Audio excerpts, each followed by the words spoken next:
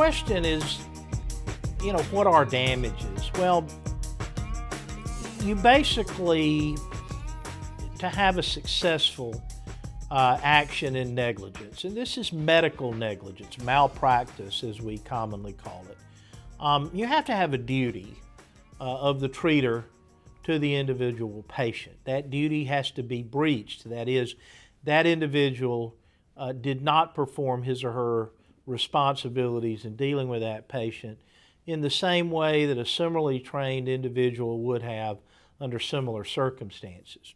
Then you have to have causation. That is, you have to have the fact that the breach in the duty caused, and this is the fourth factor, damages. So again, duty, breach, causation, and damages. What are the damages? Well, again, lost income, whether it be through work, it might be just an hourly salaried individual or a person receiving an hourly wage. It may be someone receiving a salary. It may be someone working for themselves.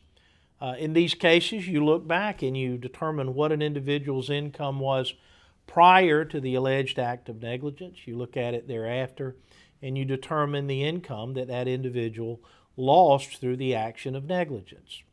In that particular case, you can put a number on that for calculating damages.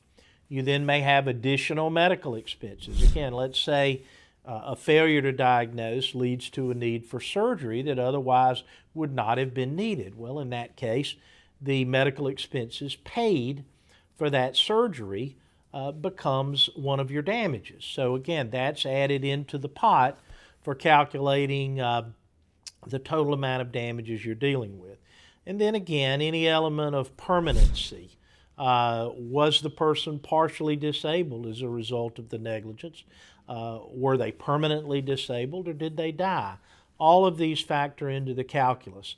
Finally, expenses. Let's say that medical equipment's involved. It may be something as simple as a set of crutches, or it may be purchasing a very expensive medical device for usage in the home. All of these factor into the calculus, as do things even like mileage, getting back and forth from your home to the treating physician who you might not have ever needed to see had an illness been timely diagnosed.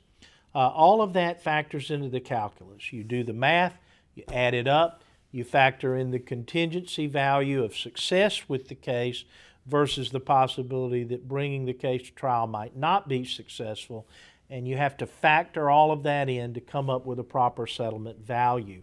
So again, and I think I've emphasized, and I don't want to in any way underemphasize, the fact that experience and a knowledge base that is vast, particularly involving the area of medicine or healthcare that may be involved, can really help you in a good outcome versus a less optimal outcome in these cases.